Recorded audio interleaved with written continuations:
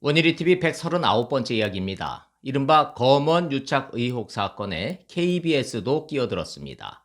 채널A 이동재 기자가 지난 17일 구속됐는데 그 다음 날인 18일 KBS가 한동훈 검사장이랑 기자의 공모를 입증할 스모킹건이 나왔다고 보도하고 나선 겁니다. 한동훈 검사장은 허구이자 날조라면서 KBS 기자를 19일 고소했죠. 이번 주 금요일 24일 열리는 수사심의위에서 진실공방 1차전이 벌어질 전망입니다. 주요 증거는 녹취 파일이에요. 이 사건을 이해를 하려면 원본 녹취 파일하고 편집된 녹취 파일에 대해서 이해하실 필요가 있습니다. 사건의 개요부터 시작해서 진행 상황을 정리해 보도록 하겠습니다. 크게 보면요. 검언 유착 프레임으로 수사를 하는 서울중앙지검하고 MBC가 있고, 그리고 제보자 액수가 그 한 축이고, 구속된 채널A 이동재 기자와 수사 대상인 한동훈 검사장이 다른 한 축입니다. 검언 유착이냐, 권언 유착이냐, 본질에서부터 맞서는 형국이죠.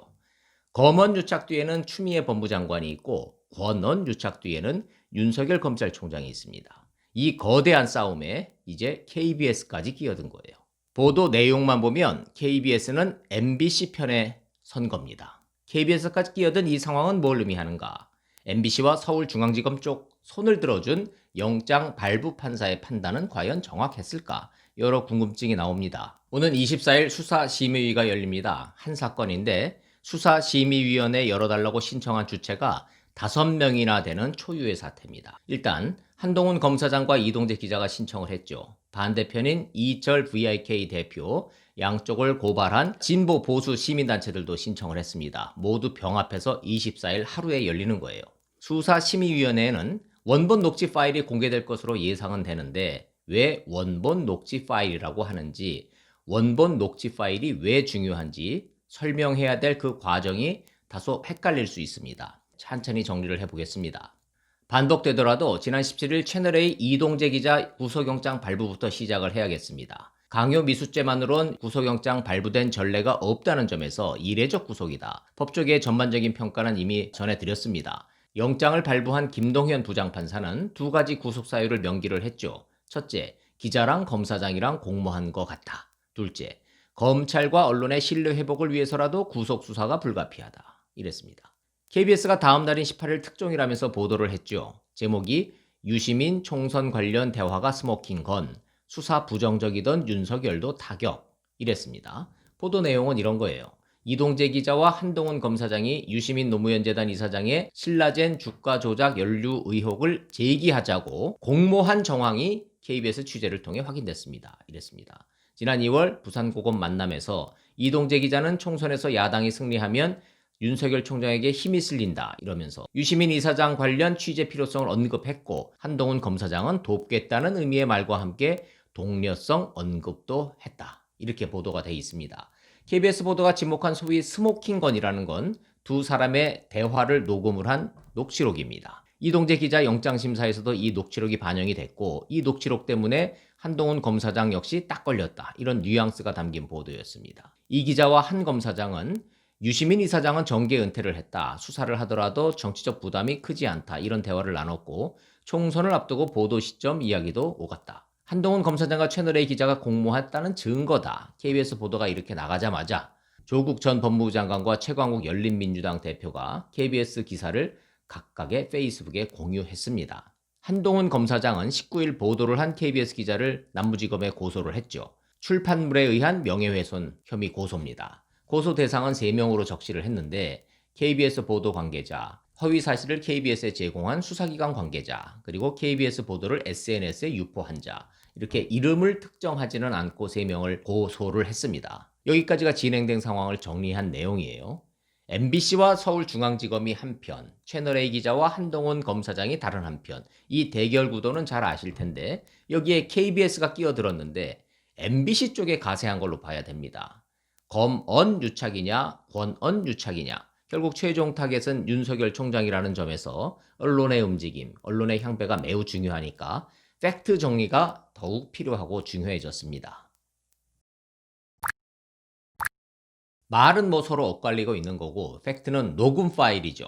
지금까지 거론된 녹음 파일은 두 개가 존재합니다. 첫째는 채널A 이동재 기자가 제보자 X 지모 씨를 처음 만났을 때 한동훈 검사장과의 친분을 과시한다면서 들려줬다는 전화 녹취 파일입니다. 이 녹취 파일은 공개된 적도 없고 내용이 확인된 적도 없어요. 존재하는지 지워졌는지 아예 없었던 건지 기본 팩트가 불분명합니다. 왜냐하면 구속된 이동재 기자와 제보자 지모 씨의 주장이 엇갈리고 있기 때문입니다. 지 씨는 이동재 기자가 한동훈 검사장의 목소리라면서 녹음을 들려줬고 들어보니 내가 아는 한동훈 검사장 목소리 맞더라 이 주장을 하고 있습니다. 이동재 기자는 사실 그 들려줬던 그 목소리는 한동훈이 아니다. 다른 대역이었다. 제보자 지모 씨가 신라젠 비리 정치인 명단을 갖고 있다고 하니까 그걸 얻어내려고 마치 한동훈 검사장이랑 통화를 녹음한 것처럼 쇼를 한 거다. 다른 사람 목소리다. 이렇게 맞서고 있습니다. 그럼 그 녹음 파일이라는 거를 성문 검사를 해보면 답은 금방 나오겠죠. 문제는 검찰이 그 녹음 파일이라는 거를 확보했는지 아니면 이동재 기자가 지워버려서 없는 건지 그런 기본 팩트 자체가 확인이 안 되고 있다 이겁니다. 이동재 기자와 제보자 지 씨의 주장의 진위가 가려지지 않는 이유입니다. 녹음 파일이 하나가 더 있습니다. 이게 두 번째 녹음 파일이에요. 2월 13일 부산고검 한동훈 검사장 방에서 녹음된 20분짜리 대화 녹음 파일. 이거는 존재합니다. 채널A 이동재 기자와 동행을 했던 후배 백모 기자가 한 검사장과 이동재 기자의 대화를 녹취해서 들고 있다가 서울중앙지검 정진웅 형사 1부장팀 수사팀의 핸드폰 압수수색을 통해서 뺏겼던 그 파일이에요. 현재 이 파일은 서울중앙지검 수사팀하고 이동재 기자 변호인 양측에서만 갖고 있습니다. 지난번 대검에서 악마의 편집이 됐다고 반발했었던 그 녹음 파일이라는 게 서울중앙지검이 언론에 흘린 그 파일이었는데 영장 발부 판사가 판단 근거 자료라고 했던 것 역시 바로 이 중앙지검이 제출한 녹음 파일 녹취록 아닌가 이렇게 추정이 되고 있습니다. 이번 KBS 보도 역시 이 녹취록을 토대로 이루어지고 있어요. 이동재 기자 변호인이 KBS를 접촉한 적은 없으니까요. 이 파일은 검찰에서 나갔다고 봐야 될 겁니다. 이 녹음 파일과 녹취록, 이동재 기자 측 변호인과 서울중앙지검 수사팀 두 곳만 갖고 있다고 그랬죠. 원래 같은 내용입니다. 그런데 지난번에 서울중앙지검이 대검에 보냈던 그 파일은 전체가 아니라 일부를 편집한 파일이라는 거, 그래서 반발을 사고 있었던 겁니다. 그런데 KBS가 보도한 내용, 즉 한동훈 검사장과 이동재 기자가 공모한 스모킹건이 나왔습니다 라고 하는 이 내용 역시 서울중앙지검을 통해서 지난번에 공개된 파일, 즉 일부 편집된 파일의 녹취록을 근거로 작성된 기사일 가능성이 높다. 이 말씀을 드리고 있는 겁니다. 이동재, 한동훈 두 사람에게 불리한 보도 내용이니까 구속된 이동재 기자 측 변호인이 불리한 녹취록을 KBS에 제보했을 가능성은 없다고 봐야겠죠. 결국 KBS에 이 녹취록을 흘렸거나 넘겨준 거는 서울중앙지검 수사팀밖에 없다. 이건 합리적 의심 수준이 아니라 논리적 추론으로 가능한 얘기입니다. 채널A와 한동훈 검사장이 유착을 했네. MBC와 서울중앙지검이 유착을 했네. 갑론을박을 하던 차에 KBS까지 등장한 겁니다. 검언 유착을 수사하기 위한 제대로 된 또 다른 검언 유착이 벌어지고 있구나. 조국 정경심 윤미향을 위해서는 피의사실 공표 금지라더니 필요할 때는 스모킹 건이라면서 슬슬 흘리고 있구나. 이런 지적이 검찰 안팎에서 나오고 있는 겁니다. 하여간 KBS의 녹음 파일을 유출을 한 게 수사를 담당하는 검찰이 아니냐, 이게 소위 검언 유착이냐, 이 문제 제기도 해야 되겠지만 더 중요한 근본적인 문제는 유출된 녹취록이 손대지 않은 원본 파일이냐, 아니면 필요한 부분만 편집이 된 소위 팩트가 조작된 파일이냐, 이 논란이겠지요. KBS 보도처럼 한동훈 검사장이랑 채널A 기자가 유시민 잡자고 공모했다고 믿을 만한 확실한 증거가 이 녹취 파일 원본에 있느냐, 아니면 의도를 가지고 필요한 부분만 편집된 편집 파일본이냐, 이게 핵심이다 이겁니다. KBS는 공모했다는 스모킹건이 나왔다고 보도를 했고 한동훈 검사장은 100% 날조라 허구다 이러면서 고소를 했으니까 진실 공방이 벌어질 텐데 이미 정치화된 사법부에서 공정한 재판이 이뤄질지 불길한 생각이 드는 것도 사실입니다. 20분짜리 전체 녹취록을 갖고 있는 이동재 기자 변호인 측이 일부 녹취 내용을 공개를 했습니다. KBS 보도 내용이 사실이 아니다라고 주장을 하려니까 일부 공개가 불가피했던 거예요. 공개한 녹취록 내용을 보겠습니다. 유시민 이사장 취재 대목에서 한동훈 검사장이 이렇게 말합니다. 유시민 씨가 어디서 뭘 했는지 나는 전혀 모른다. 관심 없다. 그 사람 미천 드러난 지 오래됐잖아. 이동재 기자는 또 이렇게 말을 합니다. 제가 사실 교도소에 편지도 썼거든요. 이건 이동재 기자가 수감적인 이철 VIK 대표한테 편지를 써서 신라젠 비리 정치인 명단을 제보해라. 이렇게 요구하는 대목을 말하는 거예요. 한동훈 검사장은 이렇게 말합니다. 그런 거 하다가 한 건 걸리면 되지. 이동재 기자의 변호인은 이 내용을 공개를 하면서 KBS 보도가 사실이 아님을 조목조목 반박을 합니다. 녹취록에는 총선이니 야당이니 이런 단어 자체가 등장하지 않는다. 비슷한 대화조차 없다. 전체 20분 대화 중에 한 검사장에 한 건 걸리면 되는 거지. 이 말 한마디로 공모 관계가 성립한다고 볼 수가 없다. 기자한테 잘해보라라는 그게 덕담이지. 불법 교사로 보는 것은 상식에 어긋난다. 이러고 있어요. 결과적으로 KBS 보도는 실제 존재하지도 않은 대화가 있었던 것처럼 꾸며낸 완전한 허구이며 창작에 불과하다. 이 주장을 변호인은 하고 있는 겁니다. 이 대목에서 짚고 넘어갈 부분이 있습니다. 바로 이동재 기자에게 구속영장을 발부한 김동현 부장판사의 발부 사유. 검찰 고위직과 연결하여 피해자를 협박하려고 했다고 의심할 만한 상당한 자료들이 있다. 이 대목입니다.